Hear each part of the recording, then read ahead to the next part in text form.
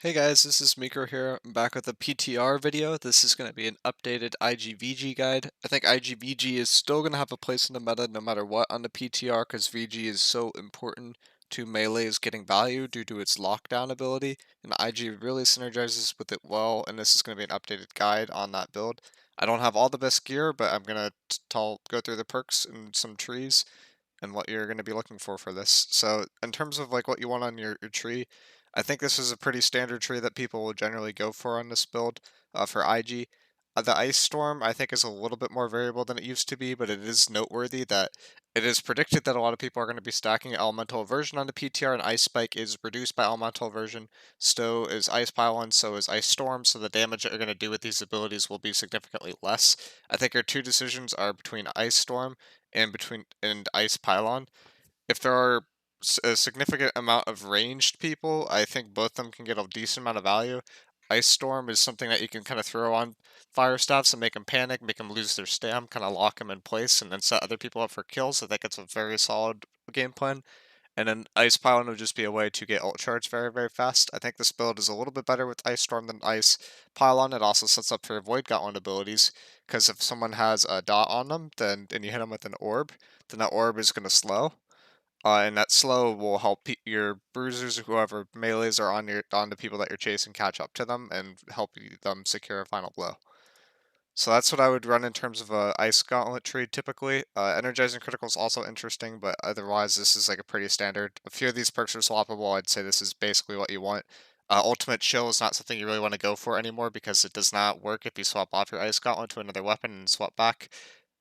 And Ultimate Frost is good if you go for the Pylon tree. If you go for the Pylon tree, it's gonna look something like this. You might swap one of these perks for the Energized Critical, but that would be the base idea of what you want.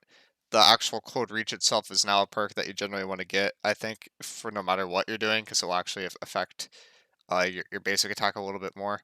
But it won't affect your pylon, so maybe if you don't really go for autos with your pylon, you still go for this tree. But I think both of these are solid, or you drop something like Quick Frost or Frozen Touch. But that's what you want on that tree. In terms of Void Gauntlet, this is where it gets really, really fun. Void Gauntlet's very, very flexible for this patch. I have a sample tree here. This is what I will probably be running at first. The the big question that I'll answer later is no more Fortify, but that's just kind of off of trends, and I'll show you guys that. But Orb of Decay, solid. Oblivion, pretty weak, actually. I think Oblivion, for the first time since the beginning of Void Gauntlet, is now an optional perk. I don't think the stam regen is significant. The weekend on it is inconsistent, and the Oblivion is good, but there are other perks that may provide more value in certain situations. I still think Oblivion generally will be the best bet, but I think there is this very strong possibility to go Void Blade even without the grit changes, or to go Baleful Tether, and I'll go through that why in a second. But let me hop over to my other monitor and show like, or actually no, let me go through some of the Ice Gauntlet things first with Void Gauntlet. Typically when you're going for this build, your base combo is you're looking to Scream, drop your Obliv, and then go for an Orb. You no longer really care about the autoing with your right click as much anymore because they have nerfed that. This now will just remove a debuff. It won't give you CDR. It's still a good source to gain your mana back, but it's not something that's necessary. I still think it's a decent option to have, but I don't think it's nearly as good as people used to uh, go for. It's no longer the 10% CDR. It no longer gives you permanent CDR. It's just a solid ability. So let me hop over to my other monitor real quick, and then I'll just go through some of the trees. So in terms of your Void Gauntlet, this is the base tree I would say that you want. These perks are generally mandatory. After this, it's a lot of preference. I would tend to go Leeching Agony is just a good perk to stay alive a little bit better. I think Radiant Efficiency is not bad on next patch. Mending Evasion is a significant heal, but it's not that significant. It's like a 1k heal. And then at this point, you really have options. It depends if you want to go Baleful Tether, if you want to go Oblivion, or you want to go Void Blade. I'd say for most people in the army, you probably should go Oblivion. If you're near a point, you probably should go Oblivion. The interesting part about Void Blade is people are expected to stack Elemental Aversion. Why they're stacking Elemental Aversion? Basically because the game is handing out free Abyss, because the gear set, in medium and heavy, can be rolled with any attribute, and it comes with refreshing and Elemental Aversion, and the third random perk, and this is for the next event, is going to be guaranteed to be resil, or not guaranteed. It's like a 1 in 3 to 1 in 4 chance to be Brazil. They're going to be updating that, so it's basically just quote unquote free bis for the patch. So it's just very, very solid. That gear will be relatively cheap. And then when it comes to that, people are generally expected to stack Elemental Version because Fire Staff is going to appear to be so strong. Same with Blunderbuss, and Void Blade will pierce right through that. And people I don't expect will ward as much to Void because they're so scared of the fire that I think Void Blade's actually going to hit like a truck next patch, and has the potential to really cause some damage. The problem with Void Blade is basically everything else except for that theory point. Uh, the Vicious Void is good. The Leeching Blade is decent. The Fortified Blade, it's not a debuff, but it's like not helping you basically at all anymore, unlike how it used to. I guess I should probably go through that in a sec. So the Fortify changes, I posted this in my Discord. I'll link that at the end of this, but basically Fortify on the PTR is next to worthless. If you have 50% Fortify on live and light, you will be more tanky than about 120%, a little bit more than that, like 140% Fortify on the PTR with the current changes. So basically, Fortify is worthless in all classes and is not something that you generally want to prioritize, even including in your weapons. Even as a perk attribute itself, for certain classes like Light, it actually becomes a debuff, so I would generally stay away from Fortify unless it's something that seems significant. Like if you're above that 15 to 20% threshold, I don't think it's a bad idea to get the extra Fortify, but in general, Fortify is going to be worthless. That also goes with Rend. Rend is generally bad. This is an exception for Void weapons, because Void Weapon Rend applies a buff called Disintegrate, and they did not update that to work like the new Rend. And it works like old Rend, meaning this will actually be 5% damage that it does, unlike the typical scaling. So that means the Void Gauntlet's like even a little bit better for that Rend capability. That's a situation where Orb is very, very good. Void Blade is very good. Those are the only two abilities that could apply it as far as I know. If you're going Void Blade, your tree will look something like this. If you're going for Oblivion, your tree will look something like this, but can vary a little bit. There's also a pack where you can go for basic attacks to deal more damage. The problem is basic attacks with Void Gauntlet are really clumsy. Like, this is your basic attack. It does not do very much damage. It's very slow firing. It's a lot worse than other classes. I would generally not go for this even if they buffed this, just because the animation's a little bit slow. You kind of get locked in place. You can get very easily hit out of a clump. I don't think it's generally worth it. I think it's better to stay mobile. Maybe throw in an auto or two every now and then if you're in a safe spot, but you generally don't want to be caught in those long animations. So I would still stick with something like this, or I would, if you're feeling like really, really spicy about it, I would go for something with tether. I would not go all the way down the tree probably. I would probably just take the top perk just for the weekend, and it could also apply slow if you get the perk. The main thing with this is you could attach it to like a fire staff player, and then it's like kind of interesting, but I think tether is generally weaker than the other things that you can go, and you generally want to be sticking to Oblivion or Void Blade. The Void Blade would be more off a point, and the Oblivion would be more on the point. Getting into gear, Brazil Elemental Version Refreshing is your best friend. You still want to get 2 to 3 piece freedom depending if you're in medium or heavy. I would not tend to want to run this build in light. If people are just getting one shot no matter what next meta, maybe you consider it in light, but I would still consider running it in the medium or heavy because you'll be significantly more resilient. You'll be able to take like 2 to 3 more hits in those tankier classes, and I think you'll really feel it. But if you are feeling a little bit devious, I don't think it's an awful idea to go light. Just know that your Fortify is a debuff if you're on light, and any source of Fortify should be heavily avoided, and you will probably be 3 to 4 shot by any build in the game. But heavy and medium seem to be best for that reason. So that's what I would go for that tree. In terms of gear, Resil Elemental Version Refreshing, solid stuff. I'll go through it more in depth here.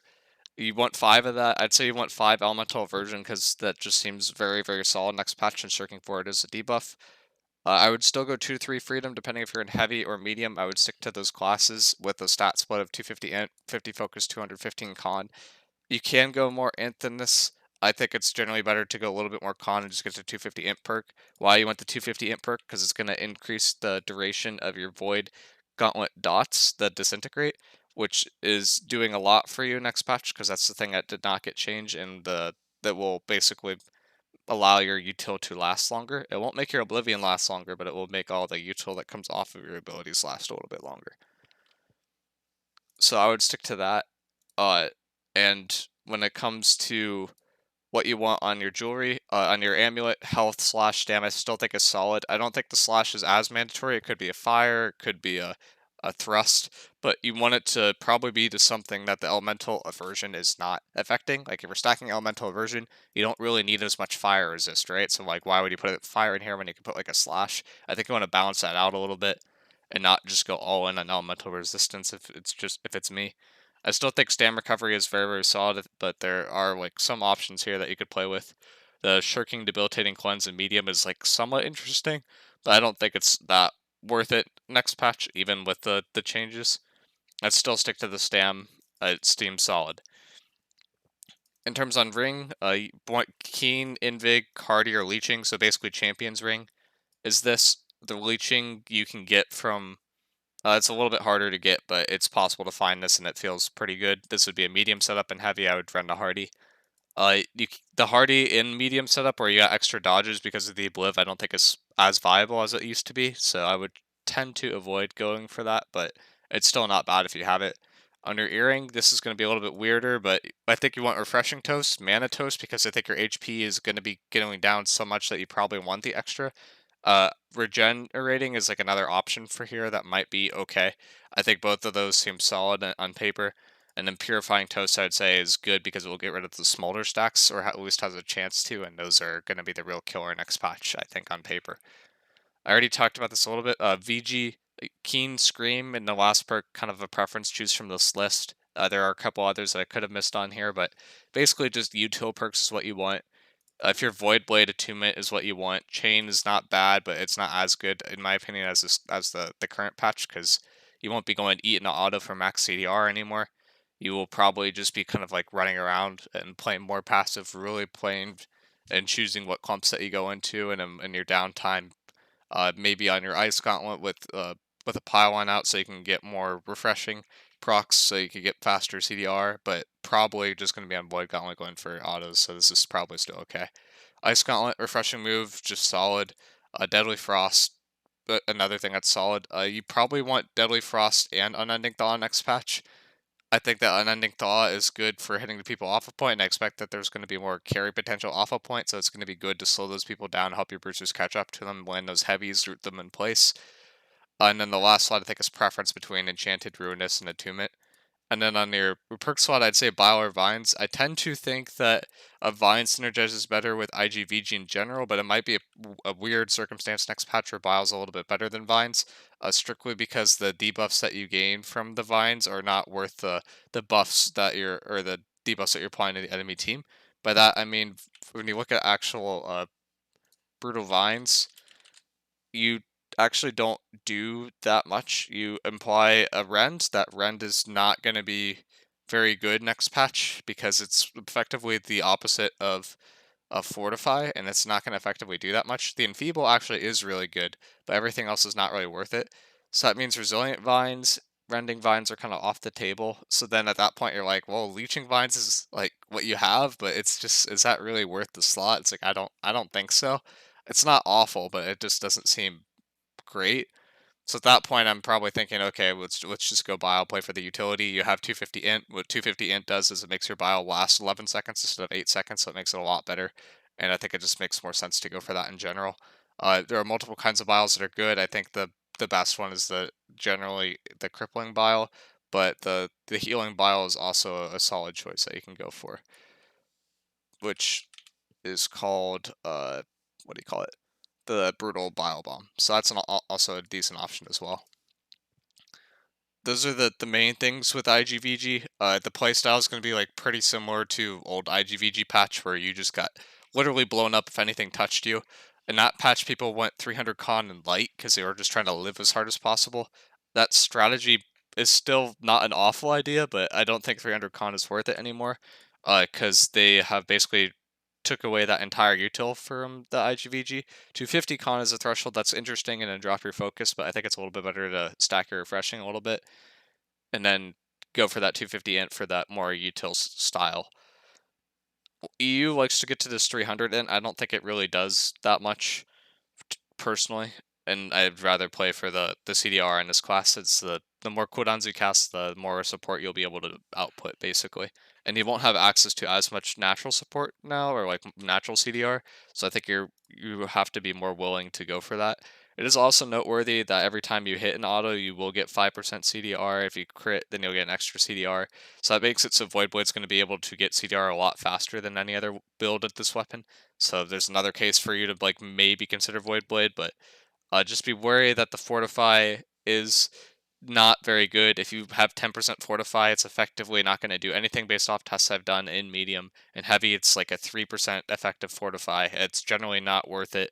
Once you get above that 10 to 15% threshold, it seems like it's okay, but it's not something that I think you should be prioritizing all the time. So yeah, let me know what you guys think. Let me know if you have any questions. But that's basically how you would build an IGVG next patch. It plays just like this current patch, except you have to be willing to dodge a lot more of the burst damage when you see it come your way. And I imagine there will be less bruises on point because of the burst damage that's around. You're kind of playing to set up your range to get kills, so you want to be looking at who your range people are hitting and looking to follow those a little bit more than looking at what your bruises are hitting.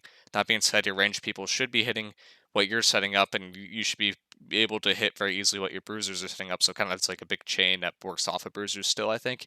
But at the end of the day, your range is your damage now. It's not your bruisers. Bruisers have to go 300 con most likely. So I would look to kind of play that util role a little bit more and just try to play life a little bit more and not be as aggressive. And maybe go up a class in terms of durability. So that's it for this one, guys. I'll see you guys in the next video and talk to you later.